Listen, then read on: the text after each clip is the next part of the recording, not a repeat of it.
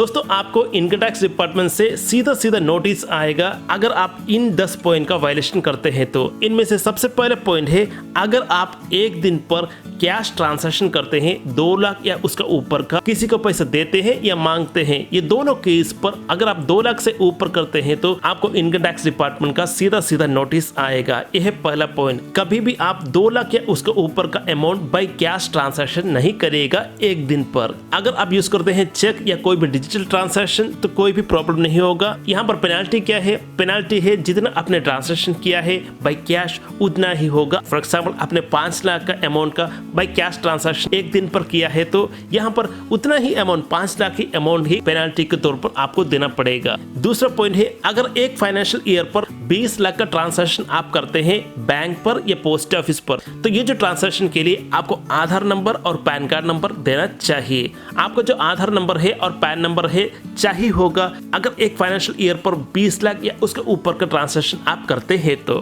तीसरा पॉइंट है, अगर आप इन्वेस्ट करते हैं 10 लाख या उसके ऊपर का अमाउंट बैंक पर या पोस्ट ऑफिस पर इन्वेस्ट करते हैं तो यहाँ पर सीधा सीधा बैंक जो ट्रांजैक्शन किया है उसके बारे में इनकम टैक्स डिपार्टमेंट को इंक्वायरी भेजेगा। ये डिपार्टमेंट से इंक्वायरी जाता है इनकम टैक्स को, इसलिए जरूर अगर आप 10 लाख या उसका ऊपर का अमाउंट इन्वेस्ट करते हैं बैंक पर या पोस्ट ऑफिस पर तो आपको जो इनकम टैक्स रिटर्न है उस पर शो करना चाहिए। दोस्तों इसी तरह का एक रूल है 14 पॉइंट, अगर आप रियल एस्टेट डील करते हैं 30 लाख या उसके ऊपर का डील करते हैं एक फाइनेंशियल ईयर पर तो उसके बारे में इंक्वायरी जाता है इनकम टैक्स डिपार्टमेंट को। यहाँ पर आपको अपना इनकम टैक्स रिटर्न पर ये जो डील रियल एस्टेट का जो डील है शो करना चाहिए अपना रिटर्न पर। अगला पॉइंट है, अगर आप हेल्थ इंश्योरेंस प्रीमियम भरते हैं बाय कैश, जी हाँ कैश से आप हेल्थ इंश्योरेंस प्रीमियम भरते हैं तो 80 डे का जो टैक्स डिडक्शन होता है वो नहीं अवेलेबल होगा। बेहतर होगा आप डिजिटल ट्रांजैक्शन करें या चेक करें। अगर आप हेल्थ इंश्योरेंस प्रीमियम भरते हैं कैश पर तो 80 डे से आपको टैक्स डिडक्शन नहीं मिलेगा।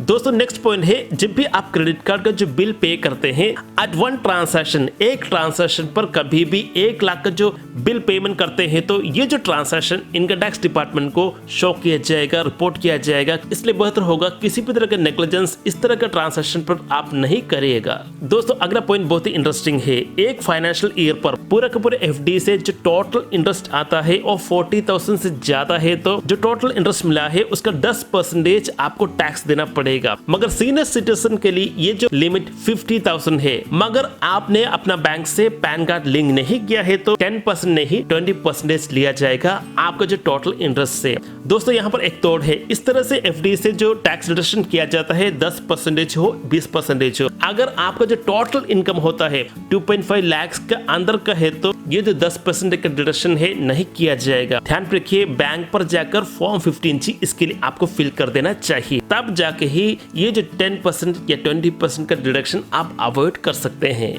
दोस्तों लास्ट पॉइंट है, अगर आप शेयर मार्केट या बॉन्ड्स या कोई भी म्यूचुअल फंड पर इन्वेस्ट करते हैं तो अगर आप एक ईयर पर फाइनेंशियल ईयर पर 10 लाख या उसके ऊपर का इन्वेस्ट करते हैं तो जी हाँ डायरेक्टली रिपोर्ट किया जाता है इनकम टैक्स डिपार्टमेंट को कि आपने शेयर मार्केट या बॉन्ड या म्यूचुअल फंड पर 10 लाख या उसके ऊपर का ट्रांजैक्शन एक ईयर पर किया है, डायरेक्टली इनकम टैक्स डिपार्टमेंट को रिपोर्ट किया जाता है। बेहतर होगा जब आप इनकम टैक्स रिटर्न फाइल करते हैं उस पर जो ट्रांजैक्शन आपने किया है उसे मेंशन भी कर दीजिए। तो दोस्तों इस तरह के 10 ट्रांजैक्शन के बारे में अगर आपने नेग्लिजेंस किया है तो आपको इनकम टैक्स डिपार्टमेंट से नोटिस आएगा, आपको क्लैरिफिकेशन भी देना पड़ेगा। अगर आपको कुछ भी डाउट है तो right in comment section, like share the video, subscribe channel. Thank you, जय हिंद, वंदे मातरम।